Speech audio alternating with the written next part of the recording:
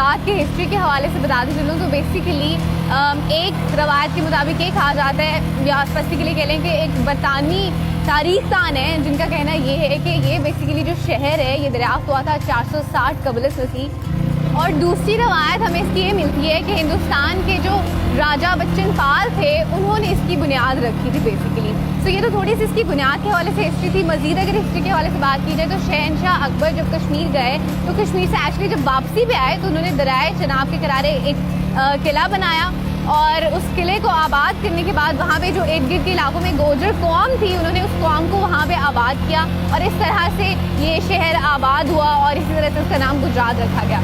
अच्छा, और दूसरी हिस्ट्री हमें इस जगह की ये मिलती है कि सियालकोट की रानी थी रानी गोजरा, उन्होंने स्पेसिफिक जगह को फतह किया और फतह करने के बाद उन्होंने इस जगह का नाम रख दिया गोजर नगर, और इस तरह से गोजर नगर जो है वो बदल के गुजरात हो गया, जिसमें आज हम अभी मौजूद हैं। और आगे चल के आपको दिखा रहे होंगे क्योंकि ये थी इसकी हिस्ट्री। और अभी आगे चलते हैं, देखते हैं what we have the places to show you guys. Let's गो।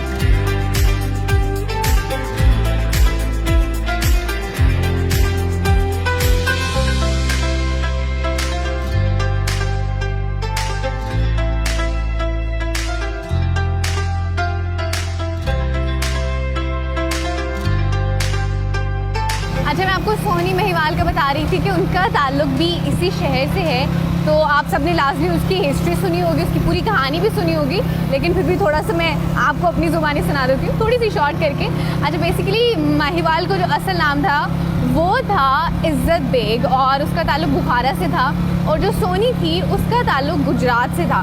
जो महिवाल था वो बेसिकली एक बिजनेसमैन का बेटा था और किसी तिजारत के गर्ज आया हुआ था यहाँ पे गुजरात में। अच्छा, जो सोनी थी बेसिकली वो थी एक कुम्हार की बेटी जिसका नाम अब्दुल्ला था।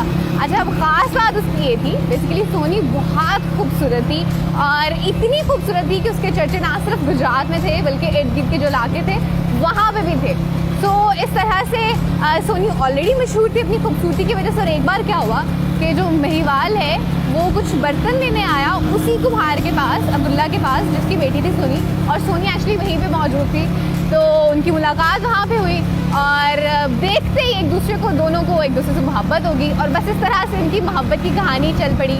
अच्छा, देखते देखते करते करते क्या हुआ कि पूरी जो कहानी है इनकी मोहब्बत की दास्तां सारे इर्द गिर्द के इलाकों में फैल गई, और वो उसके फिर वालिद से भी ना छुपी रही, उसके वालिद को भी पता चल गया। तो उसके वालिद ने बदनामी के डर से बचने के लिए क्या किया कि सोनी की शादी कर दी। अच्छा, अब सोनी की शादी होगी और सोनी शादी होकर दरिया के उस पार चली गई अपने हस्बैंड के घर। लेकिन हुआ क्या कि शादी के बाद भी उसने महिवाल से मिलना नहीं छोड़ा। महिवाल दरिया के इस किनारे होता था, वो दरिया के उस किनारे होती थी। वो क्या किया करती थी कि वो एक जो मिट्टी का घड़ा होता है पका हुआ, उस पे आती थी, दरिया को अबूर करती थी और आके महिवाल से मिलती थी। अच्छा, अब वो कहानी भी छुपी ना रही क्योंकि वो डर तो रही नहीं किसी से, न डर थे बिल्कुल, वो कहानी किसी से छुपी नहीं रही। और क्या हुआ कि करते करते जो सोनी के घर वाले थे यानी कि उसके ससुराल वाले थे, उसमें पता चला, उसकी नंद को भी पता चल गया। और उसकी नंद ने क्या किया, उसने उसका जो घड़ा है जो कि पक्की मिट्टी का बना होता था उसको उन्होंने कच्ची मिट्टी के घड़े से बदल दिया।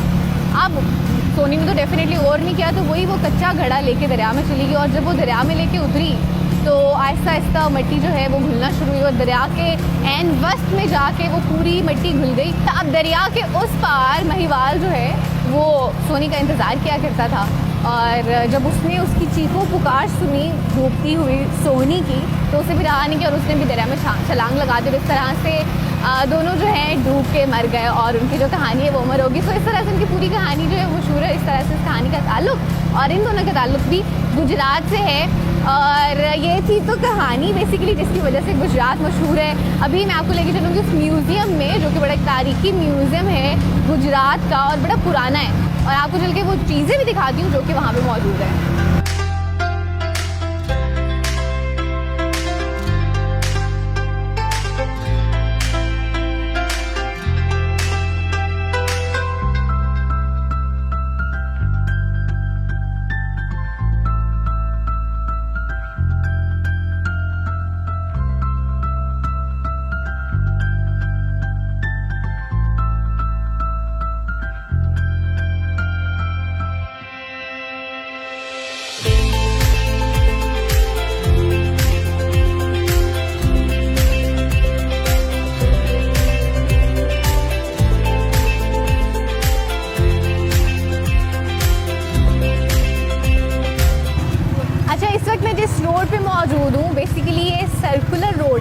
और इसको राम प्यारी रोड भी कहते हैं। राम प्यारी रोड इसको इसलिए कहते हैं क्योंकि यहाँ पे राम प्यारी महल मौजूद है। और राम प्यारी महल की हिस्ट्री क्या है वो मैं चल के आपको महल में बताती हूँ।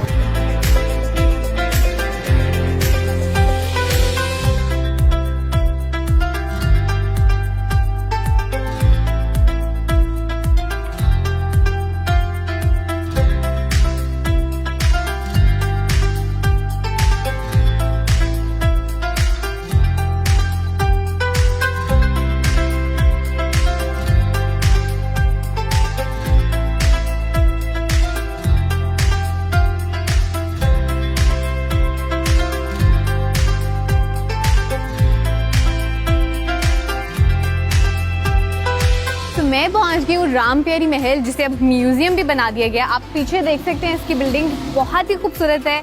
अंदर चल के देखते हैं कि अंदर से कैसी दिखती है और चल के आपको वहीं पे इसकी हिस्ट्री भी बताती हूँ।